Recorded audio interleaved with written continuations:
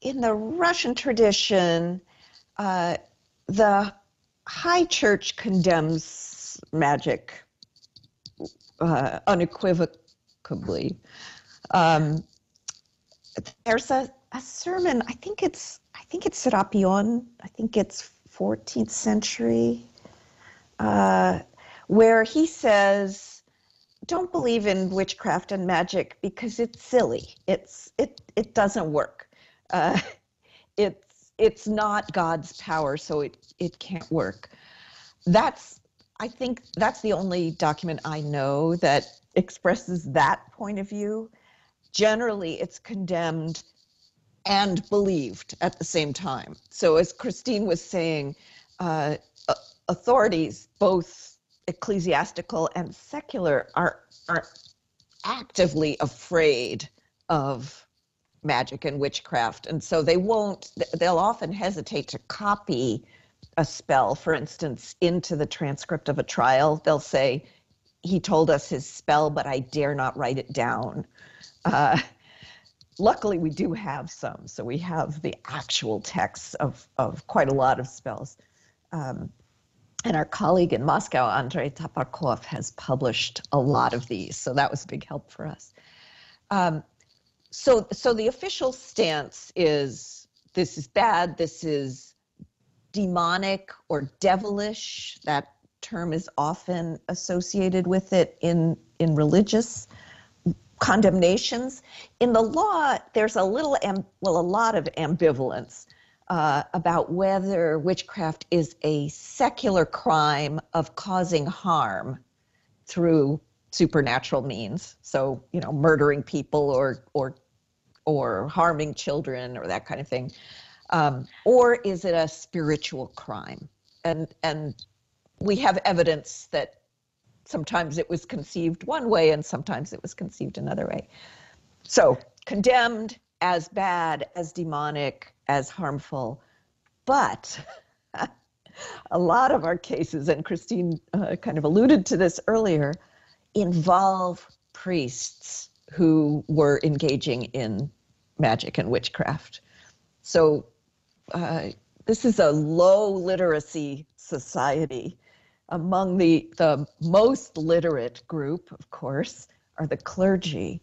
And many of the spells that we have were written by clerics, by priests, or members of the religious establishment.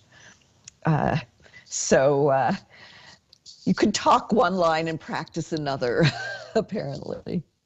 And I should say in the Ukrainian case, we're dealing with largely their secular trials, and we don't see the intrusion of the church. There is certainly Polish Catholic polemics that are very much like Western Catholic polemics about witches' orgies and sabbaths and how all this is very dangerous, but we don't see that playing it on the ground. The one instance where we actually have a religious theme running through the case, and I was just checking the date of it. It's from the Polish-Lithuanian Commonwealth, and it deals with, and it's a 1710 case. It deals with an exorcist, but not a priest. In other words, a layperson, whose name is Hryhory Kozlovsky, and he goes around and is actually summoned by a priest's wife to exorcise their living space. And he apparently performs this service for other people. And he follows the baptismal ritual. He cuts hair from his patients.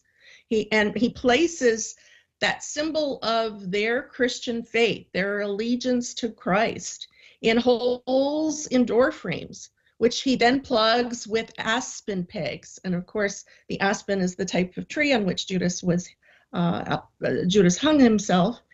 Hryhory uses gold from a coin, either to stuff in similar holes or to add to a magical potion.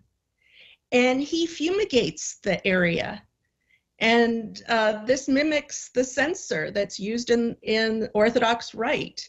And a censer is used to bless rite, the congregation. It is used to bless holy objects. But more importantly, symbolically, it represents prayers of saints and believers and their prayers, taking them up to heaven. And he is reprimanded for really acting out of rank. He's not a priest. He's not an exorcist. And he has to donate. His punishment is interesting. It's to do some prostrations in church, but to donate wax to a church. And wax, of course, is used for candles. And what this reminds us is this also attempt in Muscovy in the 17th century and 18th century for priests to take control over incantations. In other words, to be the dispensers of prayers, and that it's only official people that should be using these things. But that's more, again, just a side of it. And we do have clerics who are deathly afraid of witchcraft. And it stays in an Orthodox sort of manual for priests in 19th century Imperial Russia. So it has tremendous staying power.